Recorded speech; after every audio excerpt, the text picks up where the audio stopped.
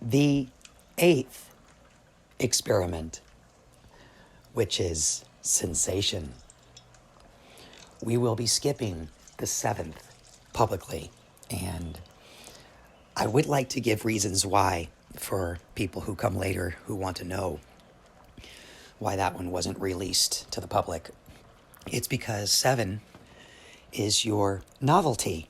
These are all things that will eventually percolate. So with the 7th experiment, it was designed for novelty, stealth, and invisibility. And within the 7th, you learn the ability to kill. That is one of the main reasons why we don't publicly discuss it. In the Lash Factor experiment, there are what we call workings. Those workings can be done within a animalistic framework of a spider, like Charlotte's Web or a snake. There are creatures that have specific powers. The snake, poison. The spider, the invisible web. And these workings have talents and influences that can move great distances. It can also be very detrimental to the health of the practitioner if not done correctly, because there is this fantastic gift of universe called karma. You better know what you're doing, because cause and effect is the distilled version of karma. And this keeps things in balance. Because it has the ability to kill in the 7th experiment, it also has the ability for life. That will become extremely important in the future. The ability to create life. Because in the game that each one of us play without realizing it in our own way, the game has enemies, opponents, right? The other team, if you will. And without that, there's no friction. There's no growth. There's no victory and failure and success. And the ability when we get knocked down to pick ourselves back up again. The ability to knock others down. The ability for mercy. For glory. For grace. With 8, this next experiment, we will be organizing our senses and our sensations. And we're going to be fine-tuning those within our bodies, because that's part of the elemental hypertech system, right? This technology that you have learned here. So to set a primer to help those who want to participate in this, we're going to work a different angle here, and we're going to organize them within this sensory apparatus of the elements themselves. So what that means is, in order to have access to this next experiment, I would like to suggest, again, you as the practitioner get to make decisions of how you want to weave it into your life and how you want to wield it as well, and absorb, right? Distill it in your own way, how the senses work. Now, the 4 main elements are associated to the 4 main senses. The collection of those senses become the 5th, which we learned in the world's first time travel game. That 5th being touch, reality. How reality works in numbers, because numbers is one of the languages of the universe. If you count down 1, 2, 3, 4, 5, 6, 7, 8, 9, and you also count down 9, 8, 7, 6, 5, 4, 3, 2, 1. You put both of these side by side, they all equal 10. 9 plus 1 is 10, right? 2 plus 8 is 10. And you get down to 5 plus 5 equals 10. This is our reality, the fifth experiment. Within that fifth experiment and the number 5, there is the masculine and the feminine principles brought together into one number. So the top of the 5 is a right angle. That is the masculine, active, electric principle in this experiment. The bottom part of the 5 is a curve, which is the feminine, passive, magnetic power. The masculine is force, joined together and then mirrored. So 5 plus 5 is 10. And in that game, you become a player, a participant, a director, a producer. Depends on what level of the game you want to play. And through your choices and your actions, your moves,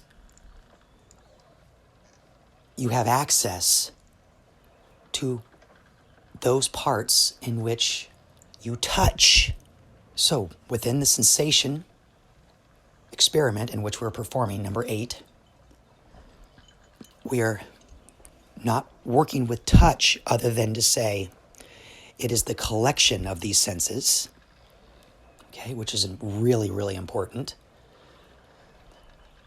But we are going to break down those 4 elements into the senses. Now, the senses are within the head, okay? It's Taurus, or toroid, or Taurus field, or the sign of Taurus, if you like the arcane arts, right? Which, if you're here, you do like them because I practice that. I share that. It's part of the Enochian system, the system of the stars. And we do blueprints here for people, which is your foundation, your organization. How, when you were born, where were the positions of the stars? Because that will tell you what your skills, your talents are. But also, why we don't talk about the 7th is because it is your challenges. It is the things in which you can discover what you need to work on while you're here. Because this is your agreement, your covenant. I know that there has been a lot of effort put in as you grew up in life, especially here in this culture, to make you feel insignificant, like you don't matter, like you are a grain of sand on a universal beach. There are so many grains of sand that you do not matter. But it's far from that. In fact, you matter a great deal. You have been given gifts. When you come here, you can make choices. And those choices can be, I want to sit on that beach and just be on vacation my whole life. Or to avoid seeing anything of truth in light. Truth being the passive aspects of our reality. Light being the active aspects. So they are the opposites. The binary system of our existence is truth and light. Truth is the feminine, light is the masculine. Truth is the for all, right? And light is the for one. The particle being light, the wave being truth. And yeah, you can ignore it. You can bob up and down as truth crashes over you or rises and makes you rise and fall based on your surfing of the wave. And the light is the activation of that truth. It reveals itself. And if you see it today in the ever-present now, you know it's real. An example is when you look at the stars at night. The stars in which you look at are the same stars that your ancestors looked at. And this can be proven based on the ancient technologies of, say, the pyramids or the ritual temples that found all over the world that have star charts built into them, like Orion's belt in the pyramids of Giza. Or when the solstice lines up perfectly, where the light shines through that rocky hole perfectly, displaying what time is it? Time is a nature of our reality. We have this agreement here in this 5, right? We have this agreement where we know where we left everything. We all can say this is the sum total of all existence, past, present, and future. Because if we see it today, we'll generally see it tomorrow. So let's bring this back to the senses in the head. Taurus, the top of the head being Aries.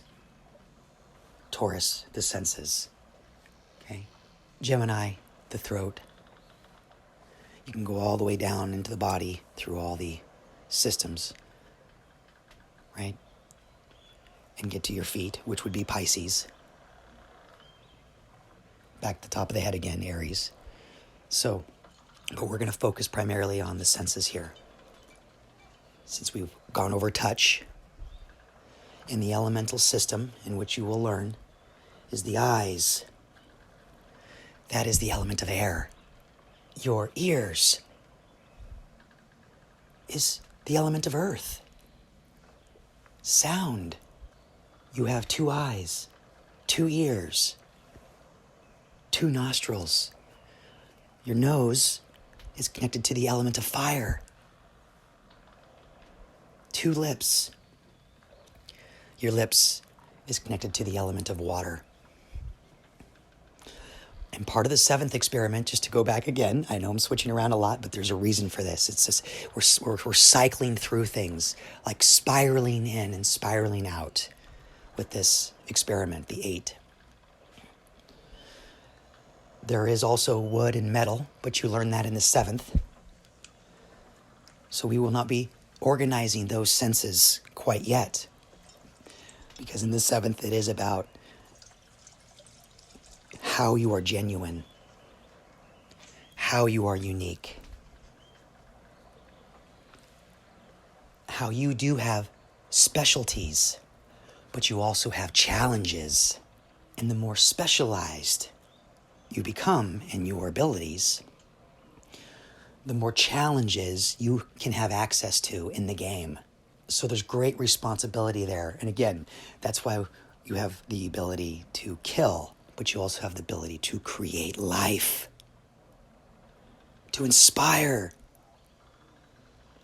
to reach.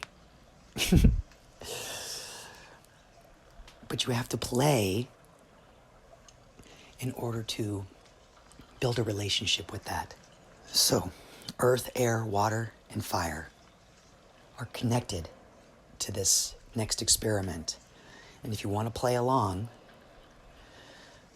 there is awareness and consciousness that you have to actively work very, very hard to maneuver, to direct, to shift, and to drift. So, because the serendipity experiment, which was the 6th, drifting in time, like a surfer in a barrel, right? You want to be in that right space as the world moves around you, encompasses you, and you are focused with purpose and aim, with joy, because it's fleeting, but yet you are actively within that framework, working hard to make that happen, okay? So when we drift in time in this experiment, there are some limitations to it, I agree. You cannot go too far in the future. You can't go too far in the past. You can within certain sensations, but defining the accuracy of that and reproducing that has a rule based on that. In time, how we drift is what we are attempting to do here, is have the ability to see the future, feel the future, smell the future, taste the future. So that way we have accuracy in our direction and our participation. So how we do it is through drifting in time. Well, here's a better way to say it. In March of 2019, I posted a video called Sensation 8. If you listen to that video, you'll have a full understanding of exactly what it is we're trying to do here. But better to add more understanding to that, more knowledge and wisdom to that, we have shifted in time, because now this is April of 2021. So you can see that there is a shift in time because the channel is a clock. So this video is not being posted in March. This video is being posted in April because we are drifting. We are drifting forward because we're capturing the difference, because we want small moves here. We don't want large moves. We want to be able to see the future. And first, we're learning how to see the future in the immediate. Then we'll learn how to see it in the midterm. And then we'll learn how to see it in the long term. And that long term goes out to about 18 months, because that's what we learned in the Lash Factor experiment. However, you can still go beyond that, it's true. And there are people who do. But that's, again, the rarity. Those are the gems. Those are very difficult to find. And when you find them, the general mode is to hide them, is to keep them safe, keep them away from others, and not share them. So that is another part that we will not be going public on. But again, there's always more to share, right? You've heard me say this before. Do you want to know more? Because there is a lot more. And no, I do not know it all. I've never professed to say that I do. In fact, I know very little. And that which keeps me motivated and inspired to keep going, because I am an explorer. I love the adventure. I'm also a collector. And because of the amazing abundance in which I have been given, I also share. I share to those who are willing to learn and want to listen. And I'm hoping that the reward in which I will receive from me sharing would be to learn from you. What makes you who you are? Makes you novel and genuine? What is it that you're interested in? What is it that you do when you have your own time? When you're not being influenced by others telling you what to do? When you are telling yourself what to do, what do you do? Because that's where you find your role in this whole thing. And then, like an arrow, you can fire that downrange in time. Hit your targets. Yes, there'll be failures. Many of them. The failures in which I have had in my life are numerous. I'm sure you as well. But are you learning from them? Are you able to take that in and gnaw on it, noodle it, chew it, spit it out when needed, swallow it when needed, like pride? It's how we become better. So becoming mighty and great is not your dominance or aggression over others, but it is conquering. I could share many stories with you about the difference between a conqueror and a leader, between success and failure. But what good would that do to ruin the surprise? The surprise is an aspect of our reality in sensation. When we all come here in this reality, we have what we call amnesia. Nobody knows anything. We all start at zero, and we get to grow from there. That's part of the surprise. So that way you have choice. You can make decisions based on your environment, your location, your influences, the things that make a difference to you, where your focus is. All these decisions come into play for you. So what choices are you making? Do you have the right influences around you? You've heard me say many times as well that the 5 people around you, your closest friends, that is the average of who you are. So if you look at them, and this is part of the 8th experiment, you look at them and you can see where their attention and behavior is. And you'll notice that your attention, your behavior is in somewhat of alignment with that. And if it's not, then you need to make choices to maneuver you in a place where you want to be, not where you find yourself. Take control, but also drift. Allow the universe to move you into certain directions by paying attention, behaving in a way in which you want it to be consistent with your future self. This is part of the drift. So in time, what we've done is we shifted, because the channel's a clock, we've shifted from Sensation 8, teaching you about this technology, giving you the understanding of it first in 2019. And you can go back and watch that video. Sensation 8 is the name. And now we have the 8th experiment that goes along with that to give you an idea of how time plays a role in this. And then it's shifted in the different month because we're going to be utilizing the difference in between. So by utilizing that difference, we, for some reason, I'm trying to understand how this works. This is why it's an experiment, that we can have access through seconds, so to speak. So you can use your sensations in a, I want to say like a Jedi manner. I'm trying to explain how this works, where, like the Jedi can see things before they happen.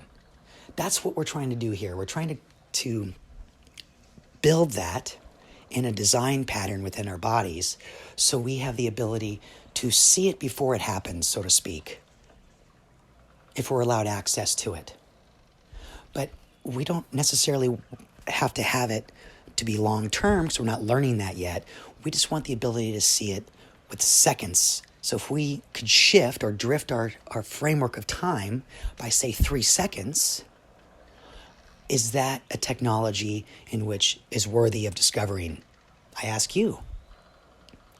If you are a fighter, because in the Trinity experiment we learned war and Renaissance, and I bring that up as for a reason right here, right now. If you are a fighter, would 3 seconds, a Trinity, would those 3 seconds be meaningful to you in battle? If you could see things coming before they actually arrived. So you have cause and effect, but you also have effect and cause. But don't forget, there's that in between, right? There's the and. Don't forget about the and. And then don't forget about the spaces in between that. So there's many different dynamic, flexible, and stable parts to this experiment. But that's what we're trying to do here. We're trying to have the ability, when called upon, to have foresight. And through that foresight, we are able to have a better relationship with it because of hindsight. That's the 8 is foresight being one of the circles of the 8, the top circle. And then hindsight being the bottom circle. But together, when they come together, it creates our reality. It's infinite, it's abundant, it's eternal. And yet you, as a player, are unique. And you do have great influence upon that. If you realize your power and your force, and you do that through the game, you realize how much your capacity is. Lastly, with this experiment, we are building a connection to chaos. Hence the reason why this video is the way it is built. So I'm hoping that it is understandable and clear on what it is we are doing here. I know I had to be chaotic in this video and move around in different places and not have a format or a structure. We wanted to also have the natural cycles built in. So with chaos, we get glimpses, we get defined points of reference, evidence to reassure us that we are in fact on the right track, heading the right direction. These are like the signs and symbols of reassurance, of intuition. And intuition is knowledge that comes from nowhere. You just happen to have access to it and it comes out. And you just know. You don't know where it comes from, but it's there when you need it. So we are building this structure so we actually have a slide, a drift, a measurement that exists beyond normal perception. And again, with this chaos, we can build an order. This has become more and more relevant as time goes on. Welcome to the 8th experiment, Sensation. You want to learn more on this channel? Again, you can listen to Sensation 8. It will give more clarity on what we're building here, and will also give evidence to how long this can take. Because there is a connection that we have built with that experiment in March of 2019 to this experiment of April of 2021. Enjoy.